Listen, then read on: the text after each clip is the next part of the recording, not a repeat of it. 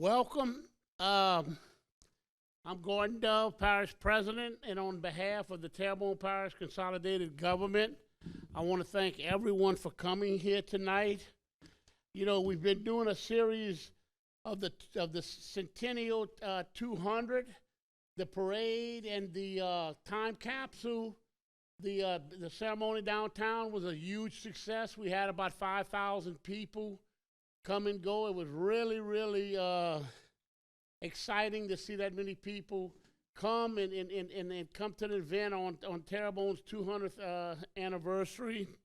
And I'd like to announce the dignitaries here. We have Dirk Guidry, Councilman, Danny Babin, Councilman, Jerome Zarang, State Representative, Chairman of Appropriations, Michelle Claudet, Chris Pulaski, Candace Baldwin, and I think Dean Schwess is here. And you know, the shrimping, the fishing, the oyster industry, the recreation fishing, the crabbing industry is such a vital part of Terrebonne Parish's heritage. We all grew up with relatives or friends that actually made a living in the shrimping industry and still do, or the oysters, or the crabs, or the finfish. And you know, that industry has really dwindled down with foreign seafood being put on the market, and it's so good to put this thing together. And I want to thank Jerome Zarang and Candace Baldwin and everyone in my administration for putting it together, Debbie Artigo. And also we have David LaBeouf, Constable. I see he just walked in. And since we all grew up, there wasn't a big emphasis on coastal restoration, hurricane protection like there is now. You know, we're building lock systems. We've got 2 lock systems built, one in Bayou Terrebonne, one in Petit Caillou, and we're building a $400 million one on the Homer Navigation Canal to keep salt water out of Terrebonne Parish and allow vessels to come and go, while on the same instance keeping a viable fishing industry. So, you know, we've been working on a slurry diversion off the Chaffalaya Basin, which is going to put mud into our parish without putting too much fresh water to where we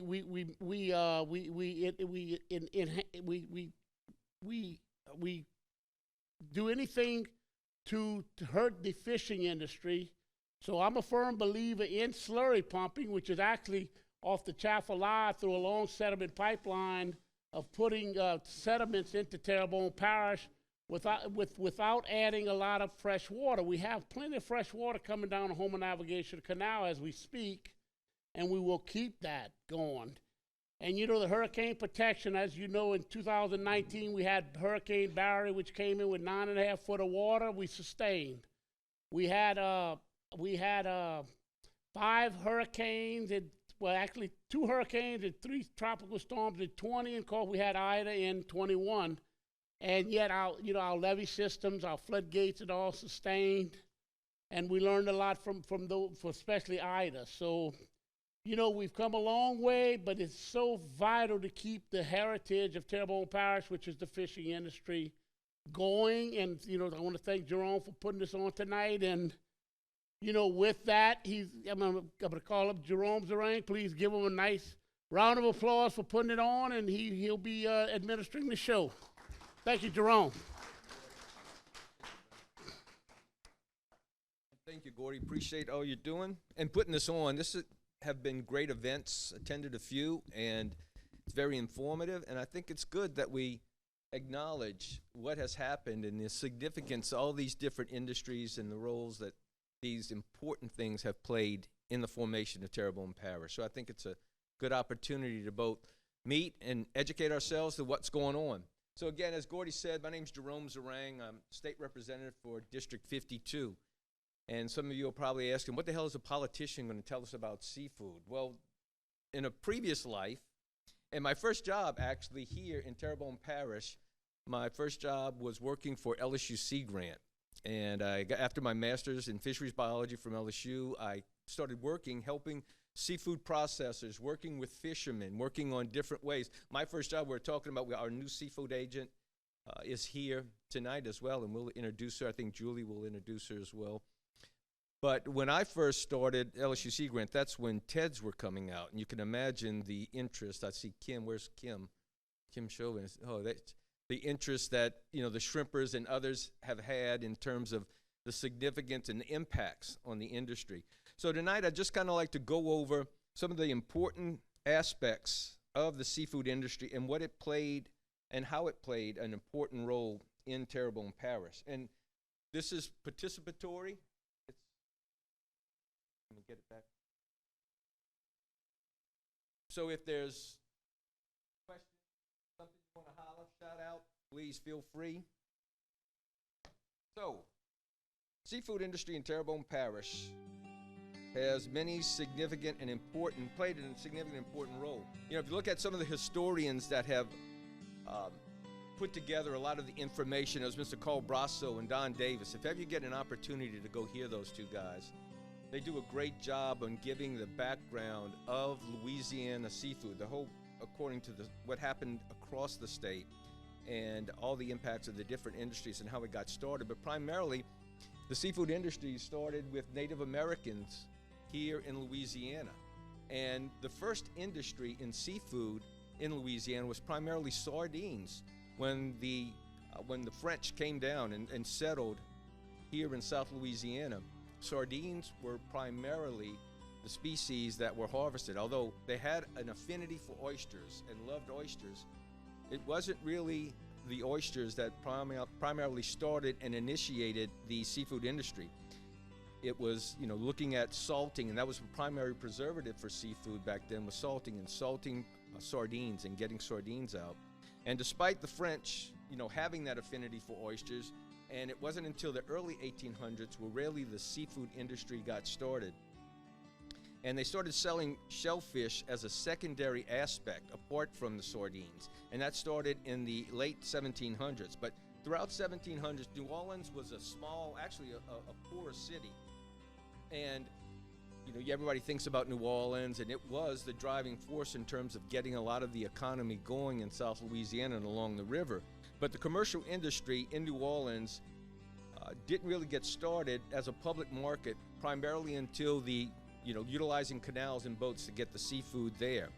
And the advancement in terms of refrigeration and ice that were really getting things started. But it was in 1812 through 1860 when the seafood industry and the markets really started establishing themselves in New Orleans. And it wasn't until the 1800s when railroads were expanding that really the industry started taking off. There was a railroad that was built from St. Bernard Parish to New Orleans, and the primary purpose was for hauling seafood to New Orleans and the French market. And in the late 1800s, they had a railroad that went from Houma to Shreveport that actually helped out and expanded the opportunities for seafood here in Terrebonne Parish, and especially in the canning industry. The canning of seafood and shrimp in the late 1800s and canning of oysters were important in advancing a lot of the seafood that we had. And it was after the Civil War where a lot of the railroads were being developed and enhanced, where a lot of the market was expanded. But in the early 1900s, it was estimated that there were about 150,000 people that were employed utilizing seafood or preparing seafood to get it to the markets. And they were from St. Bernard to Terrebonne Parish, and they lived in about 200 different isolated communities, each with their different culture, and each of them provided a different aspect in terms of both how the seafood was utilized and how it was harvested. So, getting into a little bit more of the specifics, and again, I need my eyes, as most of you know. Age is not only the seafood, it's, there we go, hang on. All right, now we can see. Now, so, Terrebonne Parish and the seafood industry, origins of, wait, I think I skipped one. Here we go. There we go. Now, so everybody knows Terrebonne Parish was named Terrebonne, the Good Earth. And that was Terrebonne Parish. And as a coastal parish, primarily we had, in terms of its ability to process and harvest and manage seafood, an ideal location. If you look at both the bayous and its juxtaposition between Atchafalaya and the Mississippi River and the canals that helped it, and the estuary that was so valuable to seafood in Terrebonne Parish, was a significant aspect in terms of the region's ability to both process and harvest, but also capture the seafood. In fact, close to 20% of all the seafood, the commercially important seafood that's harvested in the Gulf of Mexico, spends a portion of its lifetime in the estuaries off of Terrebonne and Lafourche Parish, which is significant in terms of that nursery ground. So everything from crabs to shrimp and all the commercially important species depend upon the estuary. The shrimp industry was a significant industry like many others here in Terrebonne Parish, and they learned to find shrimp from the local natives who were harvesting a lot of the shrimp. And a lot of the fishermen were using nets that were brought over from France, and that's when they basically were using the seine nets that were being used. And it wasn't until the industry started using the haul nets instead of the seine nets where the industry really took off. And first canning was in 1867, and that's when the ability to process seafood and then be able to take it outside of just the immediate area without having to ice it up had a significant impact on the shrimp industry to be sold outside just New Orleans, but across the United States.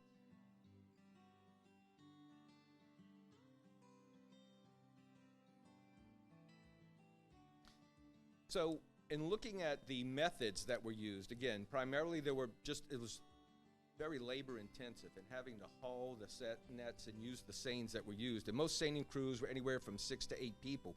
And it increased but it was a seasonal fishery, and that was a lot of the problems. But until they started putting engines on boats and hauling the trawls and using the trawls, that's when the advancement within the shrimp industry they were able to make significant advances.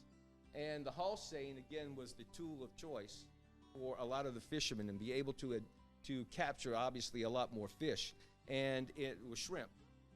And the region would launch the second period in terms of the industry and the shrimp industry and getting a lot of the product to market, and that began around 1920s, and that's when trawling required less manpower, and that was important to catching a lot more of the shrimp. And in 1934, Louisiana shrimp processors began removing the heads from shrimp, which was important in terms of the longevity of the shrimp. But it wasn't really until everybody's familiar with the Lapierre shrimp peeling machine, which is an interesting story in and of itself, that when looking at the development of that machine, when Mr. James Lapierre from Houma, he was actually 16 years old when he developed or worked out the idea to develop the peeling machine. He says, he was quoted as saying he developed the idea while he was in church, when he should have been praying, but he was thinking about how to best to peel shrimp. But his daddy told him, he said, look, if you want to make a lot of money, figure out a way to peel shrimp. And he remembered when he was walking through his dad's plant that he stepped on a shrimp and the meat just kind of squirted out. And started thinking about it, and he came up with the idea of there's a way to get the peeling separated from the meat. And he festered on and worked on the idea, and then actually took it to practice when he used his mama's washing machine. And remember the old washing machines with the cranks with the rubber rollers?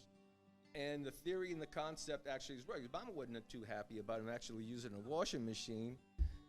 I got a story about my dad wanted to dry some shrimp, and he wanted to separate the hulls and put it in the dryer, and my mom was freaked out because our clothes smelled like shrimp for several months, but that's a whole other story. But he was trying to be innovative, but he definitely wasn't as successful as Mr. Lapierre. But that aside, the machine was important, and so what had happened is, obviously he had the idea, but Mr. Emile Lapierre, his dad, had a brother who was an engineer. And between those three, they came up with the machine that the first commercial operation was in 1949. And the amazing thing is that if you look at the machine and how it operates, they've made some technical changes or innovations in terms of gears and things like that. But for the most part, the machine, as it was first developed, is essentially the same in terms of concept and operation. But it was that particular machine that completely changed the industry and the ability of shrimp processing plants to get material and product to market. A lot of cultural aspects in terms of the shrimp industry and the importance and significance, not only for the seafood itself, but also the culture. And I'm sure you're all familiar with the blessing of the fleet. And it's around 1930 is when it started with a Catholic interest in the priests, and that was a significant aspect. And DJ Terrio, they say, was the first in Little Caillou to organize the first ceremony of the blessing of the fleets down in Little Caillou. So Terrebonne Parish produced more shrimp in 1948 than any other. And if you look at Louisiana and the significance of seafood, there is no other state, Alaska in terms, but of the 48 contiguous states, that produces more seafood in terms of dollar value or poundage. And most of that is harvested within this region, within the Terrebonne-Lafourche region. Significant amount of that benefit that the United States receives from the seafood industry is coming from our coast and what is produced off of here in Terrebonne Parish. And Terrebonne remains the highest in terms of shrimp producing in the area, and still, in looking at both shrimp, crabs, and oysters, significant in terms of total production throughout the United States. Another significant industry is the oyster industry, and that's changed a lot, but for the most part, to the degree in terms of its harvest, hasn't changed really that much. It was mostly gathered by hand, labor intensive, and also, again, when it was cold, it was kind of difficult to get out in the water when you're just breaking up these clusters of oysters and getting them on the boat. And it wasn't until tongs were used, primarily on the East Coast, it was adapted and then brought here to South Louisiana. But again, Cajuns are very innovative, and they say as opposed to adapting the Atlantic type tongs, they just used rakes, put them together and started working out, and eventually developed a tong. And the dredge that we currently use right now that has made advancements and advanced the industry to a great degree. There's a lot of things in terms of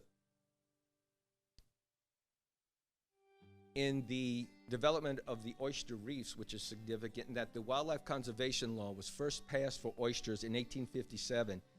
And it first started out in 1872 that the Oyster Fishing Regulatory Board had more regulations and imposed different things from 1800, but mainly to protect the industry. Because the oyster industry, more so than any other in Terrebonne Parish at the time, was responsible for the growth of this parish.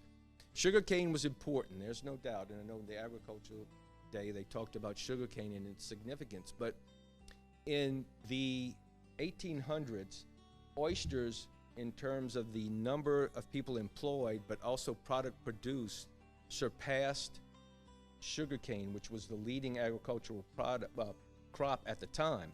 Oysters surpassed that, and to kind of put that in perspective, back then, Terrebonne Parish, which is the second largest parish, we've lost a lot because of land loss, but it was the second largest parish, but we had at one time the largest number of sugar mills than any other parish in the United States. They had over 80 sugar mills in Terrebonne Parish, and the largest acreage of acres of production of sugarcane than any other parish. So to kind of think about how significant the oyster industry was, the oyster industry employed more and provided more in terms of revenue for this region than the sugarcane did. And there was the famous Homer oyster is what they called it. And it was a primary product that was sought after in the markets, in the French market. So Terrebonne Parish also received a lot of innovations in addition to the LePere shrimp peeling machine. There was also innovation here in Terrebonne Parish. But they're also, in terms of the leases and the development of leases and the reefs, were one of 5 areas that were developed. What we now utilize, it's kind of like farming. It's essentially pretty much farming when you turn in terms of working the reef. You want to work it and making sure that you have the culture and everything else that's important for the productivity of the oysters. You need to have that reef. And that's a lot of the areas and the innovation that was developed off our coast in advancing some of the reef development in Terrebonne Parish. And in 1990, they began to take advantage of ice, and that's when they shipped a lot of the oysters out by rail to New Orleans. And as a result, Houma boomed in the early 1900s in the processing plants, again, surpassing sugarcane as the most significant product harvested out of this region.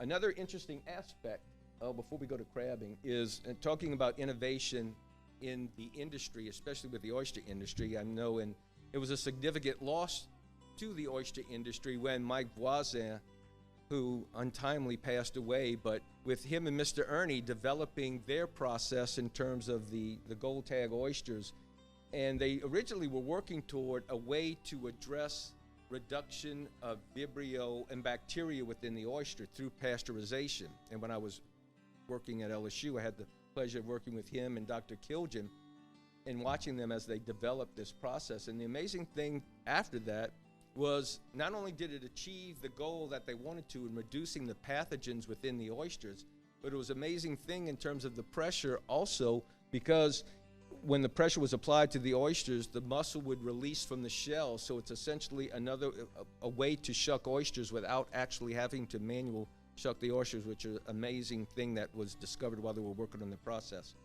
So innovators, Mike Voisin, Mr. Ernie, Wilson Voisin, a lot of leaders in the industry that worked hard to get the industry where it is today, unfortunately, because of loss of habitat and other things. And we can talk about what we're working on and trying to do for the shrimp industry and oyster industry, things that need to be, that we can do to support the industries in this region. But there are innovative things here in Terrebonne Parish, both for shrimp and oysters, that have completely changed the process and the way the market and the product is provided and delivered to people. Crabbing industry is another one that significantly hasn't really changed much from its inception in terms of how it started. But J.M. Bro, they said, from Houma, was the president of the, that was for the Oyster Commission. Let me get to the crabs here. Yeah.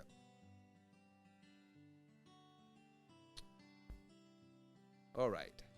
So, for the blue crab, specifically have been harvested primarily, again, they started way back when the Indians started harvesting, but they weren't harvesting Louisiana crabs till the early 1800s. And the blue crab fishery is the largest blue crab fishery anywhere in the United States. Again, you hear about Chesapeake Bay crabs. Most of that is Louisiana crabs that are shipped up to the Chesapeake Bay. And the industrialization resulted in a decline of a lot of the soft shell production. I mean, soft shell crabs are fantastic, but a lot of the reduction in terms of the soft shell crab industry was because of the loss of the habitat and water quality. But again, talking about innovation within the industry with Sea Grant and the support of Sea Grant and others, and Julie Falgu is going to be here, who's presenting after me, made significant advancements in terms of working with fishermen to advance the soft crab industry. And from 1945 to 1979, that was when the impacts to the habitat were significant, and that's what led to a lot of the decline. And I don't want to steal Julie's thunder, but again, talking about Louisiana Sea Grant has had a significant role in advancing the efforts for not just crab, shrimp, others, and a lot of the industry, seafood industry here in Louisiana. So, in looking at where we are and where we're going for the production of soft-shell crabs, but not only soft-shell, but also the catching the crabs and looking at how the bulk of the market is utilized for crabs, a lot of the industry, again, apart from the loss of habitat, is looking at ways to the cyclical approach to crabs in terms of the harvest. It's somewhat cyclical in terms of the numbers, but advancing how we're going to utilize both trying to restore the coast and restore the habitat, and how we're working to address those issues that have plagued the industry, but working on trying to enhance as best we can some of the things to support crabbing. But it hasn't really changed much in terms of the crab traps and harvest. But a lot of the industry for crabs is supplemented through shrimp harvest, and the shrimp harvesters actually provided a significant amount more crabs than were harvested from crab traps at one particular time. Duck hunting is important. was planning to talk about recreational fishing and others, but they talked about that during the tourism aspect. But so I don't want people to think that the fact that we're not talking about recreational fishing and that aspect of fisheries is not significant to this area, because it is.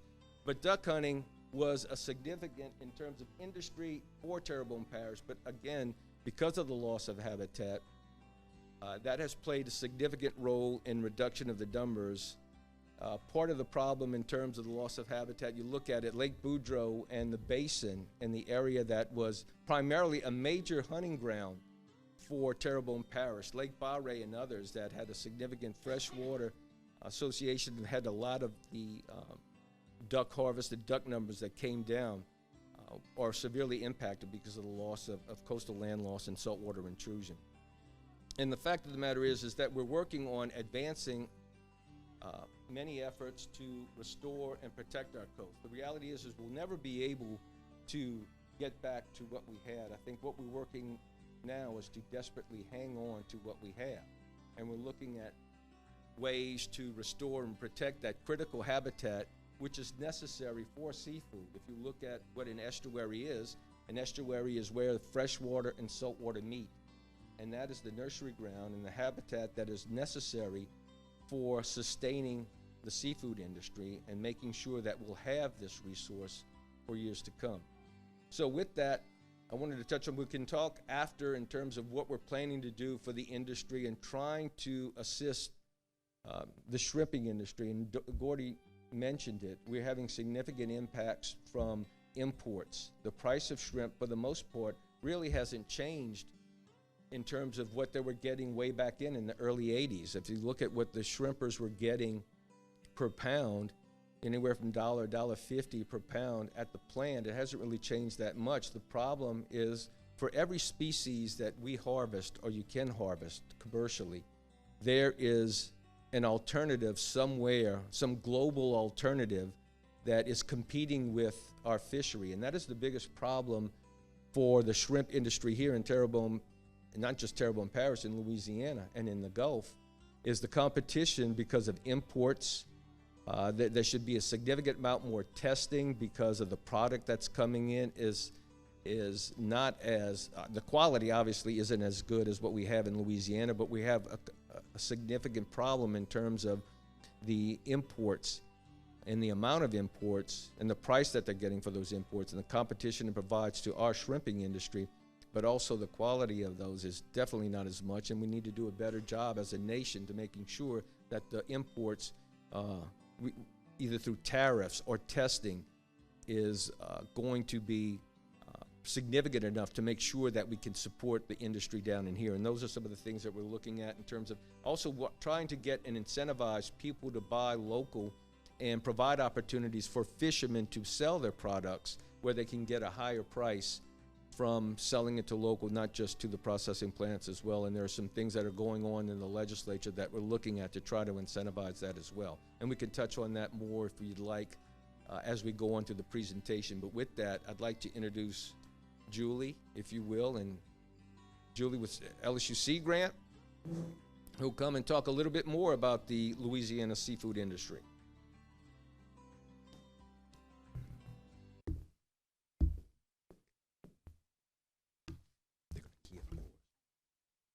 Where it is. Okay, they got it. Okay, so I'm not sure what there's left to cover. These pretty much covered it all. Okay, I'm Julie Falgout. I'm with the Louisiana Sea Grant organization. I'm getting tongue-tied here. I'm the seafood industry liaison, and I want to thank y'all for letting me be here. I come from a fishing family. I've born and raised in Terrebonne, raised on seafood. It's a passion. That's all I can tell you. I married into a fishing family. I'd spent 25 years in the seafood industry, specifically shrimp, and then I went to work for Louisiana Sea Grant. Now, for those of you that aren't familiar with Sea Grant, we are part of the university system. We have 33 programs, all of your coastal states, the Great Lakes, Puerto Rico and Guam all have a Sea Grant program, okay? We are counterpart to the Ag Center. Many of you are familiar with the Ag Center. You have an area agent that works with agriculture, farmers, gardeners, whatever. So we do coastal issues, and we work with the commercial fishing industry and seafood industry. So where's my little pointer here? So like Z was talking, he covered a lot of the things that I have, but I'm going to take it a little bit more of a different perspective. It says history. Well, he's covered the history. I guess I'm going to cover more of the current history and maybe what we can do to continue to celebrate seafood in Terrebonne Parish. So like he said, Louisiana is number 1 in the lower 48, second to Alaska. Terrebonne Parish is number 1, has continued for years to be number 1 in commercial licenses in all species, and then number 1 in crabs, shrimp, and oysters. We also have some finfish industry here. It's not as big with tuna and other finfish, but it is vital to our area. So, where am I going? Down. Which way I'm going? There we go. Okay, so pretty much our history, when I looked at it, I already saw Z's presentation. I didn't know all the details he had in it. I had seen what Don Davis had done, and so I started thinking on what else can I cover? And so what is the history of our industry? It's been a history of ups and downs. It really has from the very beginning. We have environmental things that plague us. The most recently is, there's a lot of things over the century. Wet years, dry years plays a vital aspect to what happens, especially in the shrimp industry and the crab industry. For example, 2019 Bonnie Carey flooding, it wiped out the brown shrimp industry for the entire region, for the entire year. Then we're in 2022 now. We have a drought. This year's just the opposite. Our May brown shrimp season had an abundance of white shrimp, and the price was very good. But then you hit the August season, and we had low numbers of landings, and because of imports and other things that we'll cover later, the price is at record lows. And so that's been a continuous thing over the years for our industry. Then, of course, I didn't want to go there. Then, of course, we have disasters, and we could spend a whole presentation on covering disasters from Betsy to Ida, but of course Ida's our current one, and we've seen the devastation to our vessels, our docks, our processors. A lot of our docks and processors found out the fine print of their insurance said, you're not covered for wind, and they didn't know that. And so this has been a real tedious process of trying to rebuild, but they're rebuilding.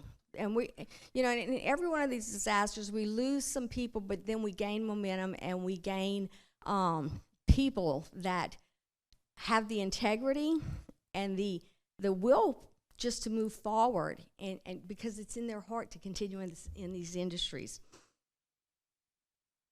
Then, let's follow my notes, okay? So then you're looking at regulations.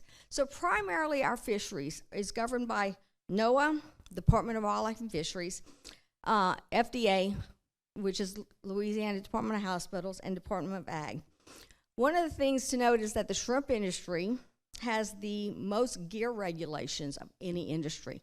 We did a workshop several years ago. We had the Department of Agriculture do a marketing workshop that they do for farmers and ranchers in Louisiana. So they did a deep dive on the regulations for the Louisiana shrimp industry. And they came in and they said, I cannot believe how many regulations. Farmers and ranchers do not have as much as the shrimp industry has.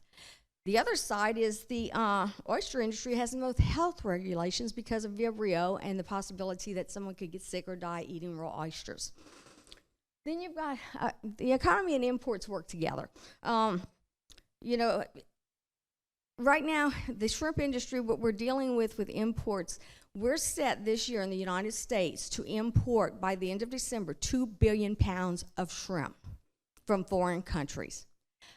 The United States, the consumer, eats about 1.5 to 1.6 billion pounds. So you got a 4 to 5 million pound glut on the market sitting in cold storage that depresses prices and makes things hard for our domestic industry to be able to get ahead. in the warm water shrimp industry, okay, so our shrimp is considered warm water shrimp. From North Carolina to the tip of Texas, that is your warm water shrimp industry. So that's our brown shrimp, our white shrimp, our pink shrimp, the royal reds, the rock shrimp, okay. We produce about 200 million pounds or so a year. And we're competing against 2 billion pounds. It's difficult, okay? But we're gonna make it, okay? And then also, what people don't realize is the foreign companies that import these shrimp, they make money off of the money exchange. So when our value is high, they're able to finagle things where they can drop prices on their side, but they make it off the money exchange. So there's a lot of technical things that are in there that the average person just doesn't really realize. But one of the things with this, it causes, and it has caused over a century, it causes changes. It causes people to change, to innovate and evolve. And that's the good news in this, is that we will have an industry. I truly believe we will have an industry, and we're going to have some people that are going to really thrive. No matter how bad things get, they are going to make it through. So, Jerome covered a lot of the things that I was going to cover, but from a little bit different aspect, because it's examples of innovations in Terrebonne Parish that have, for one reason or another, taken place. So this is one of looking for a better way to do things. Of course, backing up a little bit, we also had, the first patents for the Bloom and Bergeron. They had the first patent on the shrimp shelling machine in 1922. First patent on the shrimp drying machine in 1960, but I know Don Davis covered all of that with you several meetings ago. Looking at this is an innovation of looking for a better way. And like he told you, the guy, he goes out there, he steps on the thing with his rubber boot, and this is my thing, okay? What does a rubber boot, a 1940s washing machine, and this machine have to do together? Well, that rubber boot stepped on a shrimp, he played with this washing machine, and this is a major, engineering thing that is still used today in countries around the world. And it started in Dulac, Louisiana. And so it just goes to show it's our Cajun ingenuity. Our people are, they're just hunters. They just look at something that's like, how can I do this better? Get regulation out of the way and let me do it, okay? Oops. So then another one, he talked about the Goban process. The whole thing behind this is health, okay? How do we need an innovation? It's on health regulations. One of the things that the FDA has is there is a zero tolerance for deaths from Vibrio from eating oysters. In almost all autopsies of someone that has died, the person either had a liver problem that they knew about or did not know about, but there's always some kind of autoimmune problem there. And so it's really difficult. How do you keep somebody from eating raw oysters when they're brought up on them, and all of a sudden they find, they find out or they do not know they have a liver problem? So they develop this process that helps to reduce that bacteria, that helps to reduce that possibility of getting sick. These oysters are sold all over the country. Started here in Terrebonne Parish. Then this is an example, the turtle excluder device, okay? This was one of the most cumbersome, expensive things ever put on the shrimp industry. It costs money, it costs shrimp loss, and so David Chauvin down in Chauvin, Louisiana, and has David Chauvin Seafood in Dulac, he got with Texas Sea Grant, and they started working on how can we tweak this thing and make it better where it loses less shrimp, and it actually, yes, it excludes the turtles, but it's good as a fish excluder device, because according to the Magnuson-Stevenson Act and the, what's the other one? Anyway, the Endangered Species Act, there's certain turtles that are on the endangered species list, and so you cannot be caught with one. This goes back to the 70s. I can give you a whole history on that, but anyway, because of the shrimp industry pulling these devices, because of regulations put into Mexico where these turtles originally, their habitat is. They've raised these numbers of these, especially the Kimberly turtle, where now their numbers have raised. Really one day they hopefully will be taken off the endangered species list, but a lot of that has to do with these devices. And so he worked on this with Sea Grant and developed a device that did better than the ones that originally put in. And now we're looking at this because there's also BIRDS, which is a bycatch reduction device. And we're looking at this TED right here, David's TED. There's a tweak that we can make to it, and it may be able to be certified as a bycatch reduction device under NOAA, just like this one's been certified. And so that's ingenuity from Chauvin, Louisiana. You know. So then we have, then this is just a sample. There's a lot of this that's going on across the state, but this is one of the things that we worked on in Terrebonne Parish, and it's a plate frozen, wild plate frozen shrimp, okay? What happens with this is either on the boat or at the dock. The shrimp comes in within about 45 minutes or so of the shrimp being landed. It is flash frozen, 40 below, in a package that can be taken off the boat and shipped, just like that. It's when you look at the shrimp on this side, that's the frozen shrimp. It looks fresh, okay?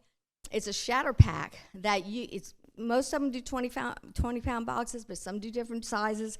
But you can take that, put it in your freezer. You can come in, you can break off as many shrimp as you want to cook, boil them, peel them and fry them, whatever you want to do with it, and not have to defrost the rest of the pack. And this has been innovative in the last few years. We started this right before COVID, and then of course with COVID, everything got put on the sideline, but we do have 4 producers here in Terrebonne. Anna Marie Shrimp, who originally did the first plate freezers on his boat, then David Chauvins that came in. They have plate freezers on their vessels and also dockside, because they can, as shrimp come in, day shrimp, that a boat just goes out for a few hours and comes in, they can freeze that right away, and it's as fresh as you can get unless you're on the boat yourself. And then we have Anderson Seafood in Dulac. He has a freezer on his boat and is doing some selling. And then Faith Family Shrimp in Coquetry came in later, and they do dockside plate freezing. This is stuff that's available, direct market.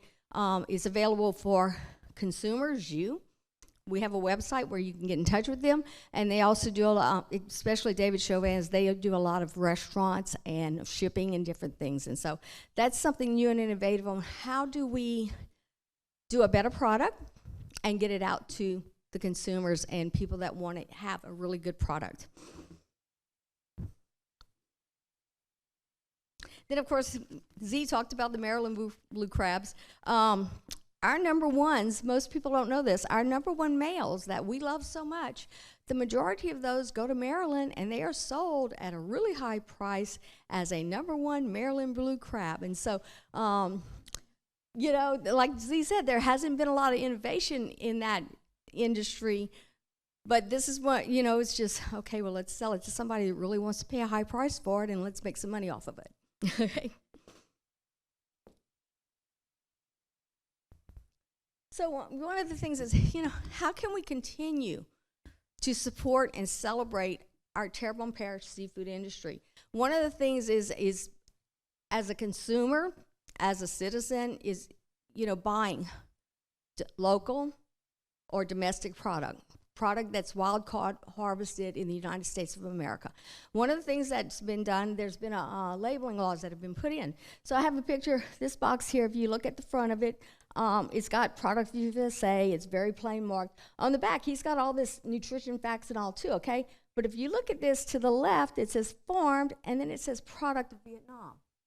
So if you go to the store, because these boxes are in stores, okay, or packages, or it can be in several different forms, but look at the back to see where it comes from.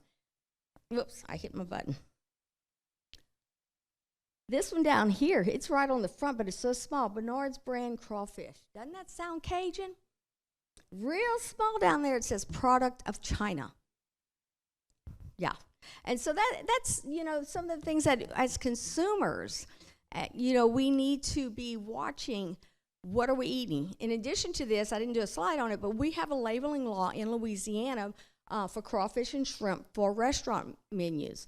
And so when you look at the menu, it should say either Louisiana or domestic shrimp, crawfish, or it should say imported, farmed, in the same font size as the rest of the menu. Watch for things that say like Louisiana style, Cajun style. Ask where your seafood comes from, because that makes a difference. If all of our, pretty much any of your chain restaurants, your big chain restaurants, they're not selling domestic product. It's coming from overseas. And a lot of it's farm raised that has antibiotics in it that are not allowed in edible foods in the United States. It's a health issue.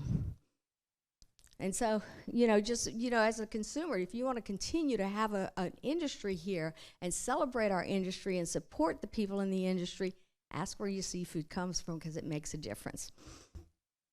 So one of the things that we have here, and we're revamping this at this time, okay? It's Louisiana, Seafood de Terrebonne Direct Seafood, which is part of Louisiana Direct Seafood. Haley, I'm going to introduce her in a minute, but we are revamping this. The website originally was set up where a fisherman could go in, or a processor or a dock, and put what they had available and post it to this website, and then we send it out to social media. And it got to be, it's a little cumbersome when you got Facebook that you can just, bam, post. So this is going to basically be a listing of all what's available in Terrebonne Fish Parish, and we're hoping to get everybody that has anything that they direct market, whether it's a processor, a dock, or a fisherman, that their products can be on there and people can look it up, get the information, call, go down, buy whatever. At the same time, Haley's going to be doing a Louisiana Direct Seafood, or a Laterre Direct Seafood Facebook community group page, where a fisherman can actually just on his boat, if he has cell access or a dock or a processor or whatever, say, this is what I have today, call me, or here's the details, or here's where I'm located, where it's in real time. You can have a conversation. It can be shared a lot easier than the other way of doing things, because people just don't use websites as much as they do social media. So that's one of the things that we're going to try to do to help our local people to be able to find local seafood, because a lot of times, when we were growing up, everybody knew a fisherman, right? Now, unless you purposely go to the east side of town and go down the bayou, there's a lot of people on the west side of town has never even seen a shrimp boat. And so we're going to try to bridge that gap and help to have our local seafood available to consumers that are wanting to purchase that. And then I put a little thing in here. One of the things Z said, Sea Grant, we do a lot of things with the industry. One of the things that we do is we have a whole outreach and education thing under Louisiana Fisheries Forward. So we have a Fisheries Forward Summit coming in on March 1st of 2023. And so if you know anyone in the industry that would want to be a part of this is a trade show where we bring in vendors, we bring in presentations, we bring in information for the industry, and to connect people in the industry with new people in the industry. And so just trying to expand on things. It's been a really tough 2 years. We had to cancel last year's because of Ida.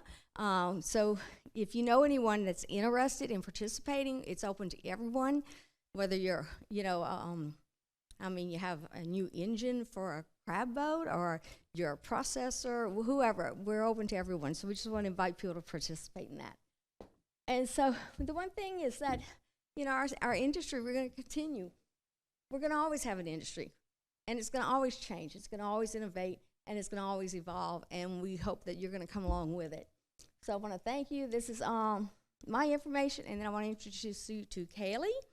Haley is our new area agent for Sea Grant. She started August 1st. Her first week, she had a crab task force meeting, a shrimp task force meeting, and an oil spill the day of the opening of the shrimp season. Oh, you don't need to do all that. Well, thank you for letting me be here today as well. So my accent is not from Terrebonne Parish. I'm originally from North Carolina. I came down to Louisiana and did my master's actually with crawfish, and was fortunate enough to be able to move and work in Terrebonne and Lafourche parishes. And you know, whether I wanted to or not, I really did have to take a deep dive off the boat when I started, but it's been a great experience. And Julie had talked a little bit about some of the things that Sea Grant is working on in Terrebonne Parish, and so I hope you'll look for those things and spread the word about some of the direct marketing that we're trying to promote. And the underlying goal of that really is to connect the seafood industry with local community members and strengthen the community connections that we have here in Terrebonne. And with all of you here today, it's very evident the community connections that are in Terrebonne and that have lasted 200 years. So that's very important, and I'm glad to be a part of it now.